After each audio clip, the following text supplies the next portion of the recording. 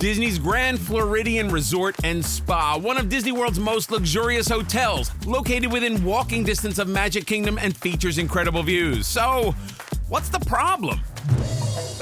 Hey everybody, it's Chris for AllEars TV and AllEars.net. We're working our way through Disney World's hotels to decide which hotels are the best and the worst and which ones are perfect for you. Today we're talking about Disney's Grand Floridian Resort and Spa, and we got this information straight from you. And the cast is chomping at the bit to go over this truly expensive hotel. Describe Grand Floridian in 3 words. Okay. So very fancy.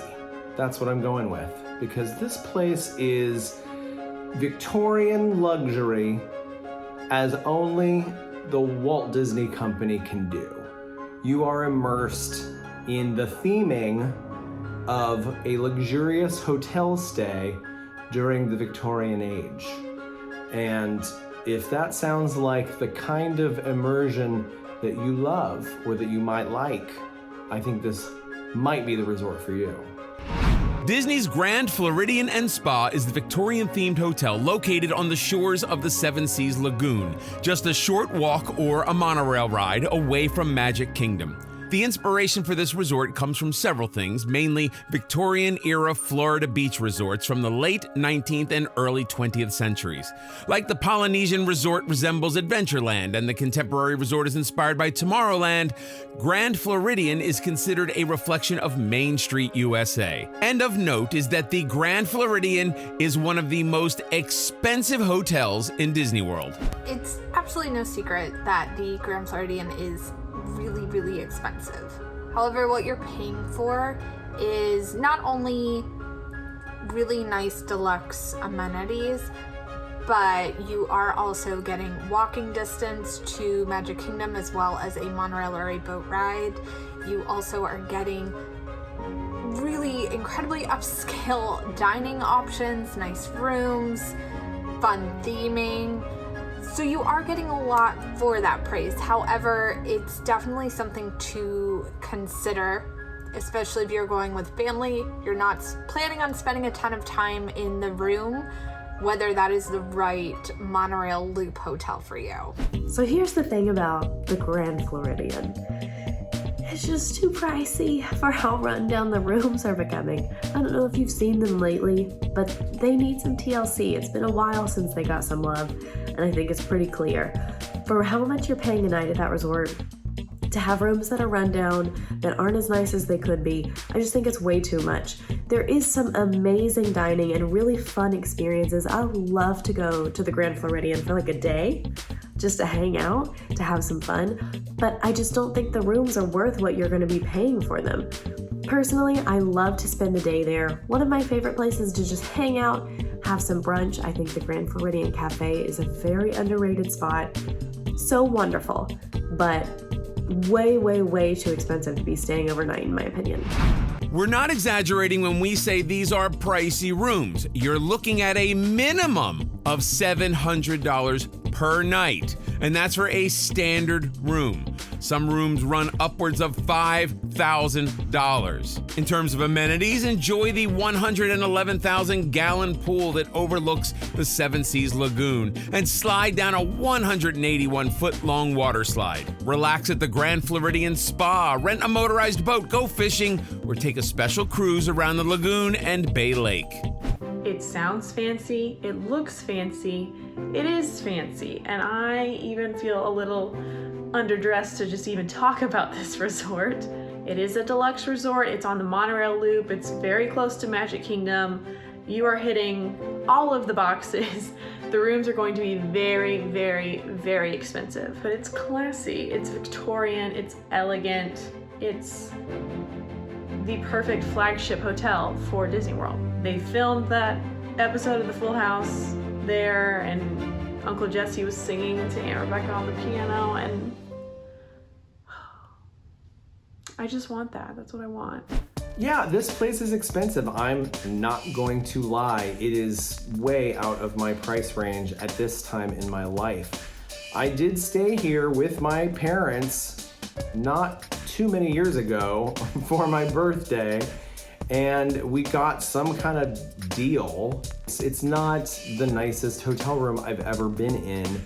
The newer DVC renovation that is themed after Mary Poppins Returns, that's the kind of opulence and luxury that I expect from an institution like the Grand Floridian. I think that the standard rooms could use a refurbishment, and I think it would be really cool if that refurbishment was inspired by the decor in those new DVC rooms. One thing about Grand Floridian is it does typically have like really killer views because you're sitting right on Seven Seas Lagoon. You can see across the Contemporary over to the Polynesian. A lot of the rooms have water views. With the deluxe hotels, you won't typically find like parking lot standard view rooms, but you will find like garden view. Oh, yes, we'll just go back to a garden view room. That kind of vibe, you know, that's how all the rooms at Grand Floridian are. And then some of the rooms even have Magic Kingdom views, Magic Kingdom fireworks views. It's pretty spicy. And then pool view, you know, I don't like a pool view. Like, do I want to look at people? No, I don't like people soup, which is what a pool is, according to Breedlove. But here's a pro tip. They do have gable rooms, which a gable is like, you know, when the roof kind of goes up. And because the roofs are higher, the ceilings are higher, it feels like a much bigger room. You can request those at check-in. And now room requests, the way they work is that you can put them in the app, you can call and you can do a room request, you can request at the front desk at check-in. They're not guaranteed to be honored, but they'll do their best to honor your room request. You can request a gabled room and maybe have it feel a little more spacious. Pro tip, don't pay anything extra, get a room that feels bigger. When it comes to dining, you have quite a few options, and that's not even considering all of the restaurants available next door at Disney's Polynesian Village Resort. Sit down at Citricos, Narcoossee's, or the Grand Floridian Cafe. Grab a quick meal at Gasparilla Island Grill, or get drinks at the Enchanted Rose, Beaches Pool Bar and Grill, and the Courtyard Pool Bar. If you really want to get fancy, get a reservation at Victoria and Albert's, the AAA 5-Diamond Award-winning restaurant. Is Victoria and Albert's worth it? That's a question that only you can answer for yourself. Would I save up and go again? Now that I've had some of the other fine dining experiences around Walt Disney World, I'm starting to think that there are places that I'd rather eat, like maybe California Grill, if they kept around the 50th anniversary plant-based menu. I would definitely choose that over Victoria and Albert's. Not that I didn't love every moment of my night at Victoria and Albert's with Quincy. It's just that that's a huge, huge sacrifice for a lot of us to make. $89 at California Grill, that I can deal with. AAA 5-Diamond Award since 2000. Forest Travel Guide 5-star since 2018. Wine Spectator Best of Award of Excellence. Florida Trend Golden Spoon Hall of Fame American Regional. Those are prestigious awards. Just an amazing restaurant. The service, the experience, the food, all it is designed impeccably. It's designed to be an experience. You go and you sit down for these courses, and it's many, many, many, many courses, and they're all designed to be just like the pinnacle of food. The quick service over at the Grand Floridian Cafe is Gasparilla Island Grill, and it has the absolute top tier, best you're gonna find anywhere, never been done before, stellar, incredible mac and cheese. If you have not heard Quincy talk about this mac and cheese, I don't know where you've been, because it's one of the first things she ever told me ever when we met. I mean, that's literally true. Yes, the mac and cheese at Gasparilla Island Grill is amazing, and I do agree that it's probably one of the best on property. But you know what else is really, really good at Gasparilla's? The grilled cheese and tomato soup, okay? That grilled cheese has like 5 different pieces of cheese on it. It is melted perfectly. It's thick bread. The tomato soup is fancy tomato soup, almost like a bisque, if you will. I really like the mac and cheese. Nobody told me to talk about the mac and cheese, but Gasparilla Island Grill has a mac and cheese that is life-changing. I'm not kidding. There's a little behind-the-scenes fact for you. When I was filming my resort tour at Grand Floridian, I was in the building right next to Gasparilla Island Grill, which is the quick service, and every time I walked by there, I got mac and cheese. And I walked by there like 4 or 5 times, and it was like, oh, guess I'll just mobile order a side of the mac and cheese. It's very good. It's a little controversial. I've heard people say it's not that good. Don't listen to that. It's good. You gotta at least try it. Try it and form your own opinion. Try the mac and cheese. Well, Victoria and Albert's might be the most well-known of the Grand Floridian restaurants because it is so upscale and so expensive. There are some other fancy restaurants that are not quite that same price tag that you can go to. Citrico's and Narcoossee's are 2 options that are available at the Grand Floridian. Citrico's is really beautiful, and it actually just in the past year or so has gotten rethemed a little bit to a Mary Poppins Returns theme. But it's very subtle. It's kind of like how the lounge at Grand Floridian, the Enchanted Rose, has very subtle Beauty and the Beast themes. It does all of that by incorporating Disney IP, but in a very upscale, subtle, pretty way. I personally feel like the Enchanted Rose is the best bar on the monorail loop, but I have reasons to back it up. Number 1, I am the biggest Beauty and the Beast fan that there is, and I recognize that, and I will acknowledge that. Putting my personal opinions and interests aside, I think Enchanted Rose, great atmosphere, vibes. I'm all about the vibes. Vibes are amazing. There are subtle little touches of Disney around, but it's not screaming in your face. I do love Trader Sam's over at the Polynesian. However, that bar is so difficult to get into that I don't consider it the best because it's difficult to get into. And I think the best bars and the best lounges aren't always the most popular ones. I don't know if it's underrated or overrated. I feel like it's getting more popular now, more recently, but I will always stop by the Enchanted Rose if I have the chance. Absolutely. I am a big fan. So what do All Ears readers think? An anonymous reader said, beautiful resort, multiple transportation options, just the best Disney resort. And another anonymous reader said, for a Southern girl and her family, the Grand Floridian felt like home. My personal favorite thing about the Grand Floridian is the walkway. I think that the Grand Floridian walkway is probably my favorite way to get to Magic Kingdom. It's just this beautiful, lovely, calm walk.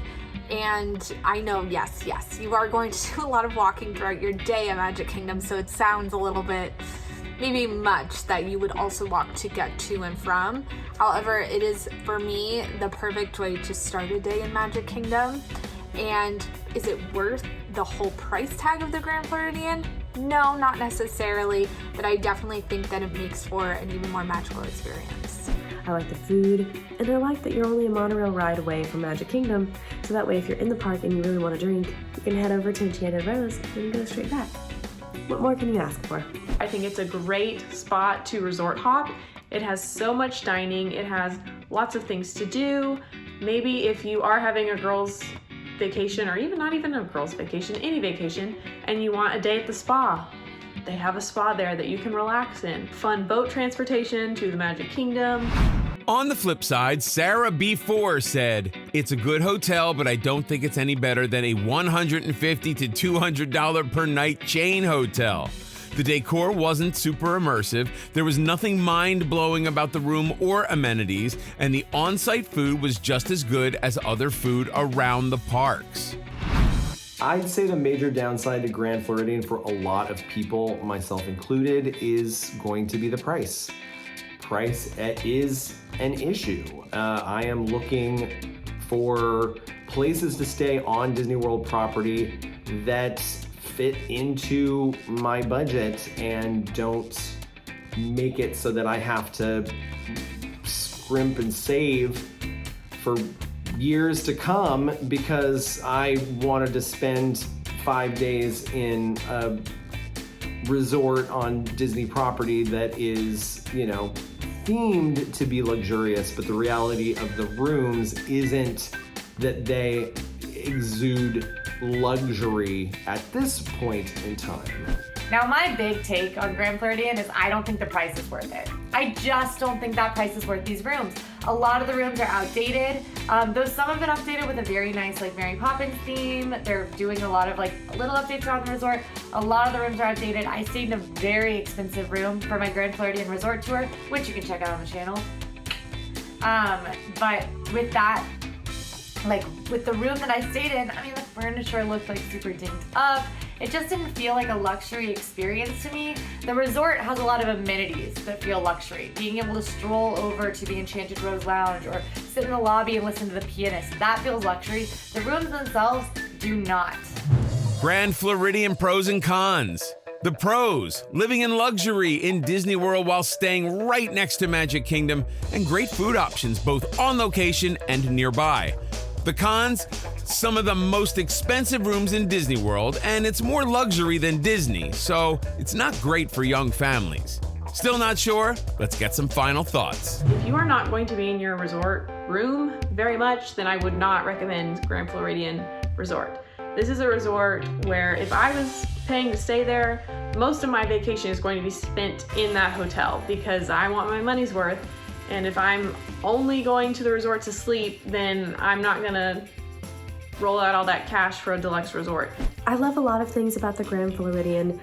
You're living in the lap of luxury. I think the food is phenomenal. I really can't get over all of the amazing options that you have there. Even once in a lifetime dining options like Victoria and Albert's is there. Lots of stellar things to do. And you're next to Magic Kingdom. All of that being said though, I will not pay to stay there. It's just too expensive. I just don't think the rooms are worth it. I think you can get really nice rooms in Disney World that are not that pricey, and you're not going to be spending a lot of time in your room necessarily, so I just don't think it's worth it. Overall, the Grand Floridian is a very expensive resort. There's no denying that. It is going to be one of, if not the most pricey resorts that you can stay at on Disney World property. However, you are getting really nice restaurants, you're getting a walkway to Magic Kingdom, you're getting the monorail boats, what else are you getting? You're getting a lot. You are getting a lot. So that is worth keeping in mind. I do think for me, if I were to stay at the Grand Floridian, it would be very much more enjoyable as kind of an adult trip. I think if you were staying with family, even if you want to be really close to Magic Kingdom, I would probably choose something like the Polynesian instead. I think it's themed a little more kid-friendly, I suppose. So the Grand Floridian is beautiful. Is it my top choice for the monorail resorts? No, but I think there's a lot of upside. Now, if you can get a room at Grand Floridian on a discount, maybe an annual pass discount, or when they run the 30% off discount on hotels, in the cheapest time of year, late January, February, that's when I feel like it might be a little worth it to splurge and have that like really nice Grand Floridian experience. But most of the time, if you're spending that on a hotel room, go stay in real luxury at the Four Seasons. If you're spending that, like, or go stay at one of the cheaper deluxe hotels and get a really, really nice experience and a really, really nice room that might be redone, like over at Wilderness Lodge, or have a view of the savannah at Disney's Animal Kingdom Lodge for cheaper. There's some other places around that you could probably stay, maybe even like the Ritz-Carlton, Four Seasons, that you are going to pay maybe the same, maybe a little less money for a room and get real, true opulence and luxury and amenities. So, it's up to you. I love Grand Floridian, but it's expensive. And it's not the only resort in town. If you've got the cash and you want to go big or go home during your next Disney trip, Disney's Grand Floridian is not a bad choice. But if you're looking for big Disney themes and modern rooms, Grand Floridian is probably not a good choice. Of course, keep in mind that what's good for one person might not be good for you, but that's why we research and review to help you make the best decision for you. Want more opinions? Do a search on AllEars.net for Grand Floridian Resort. You're going to be blown away by the info you find. And for the rest of you, how would you vote? Have you been there? Tell us about your stay. Let us know down in the comments. This is Chris for AllEars.net. See you next time.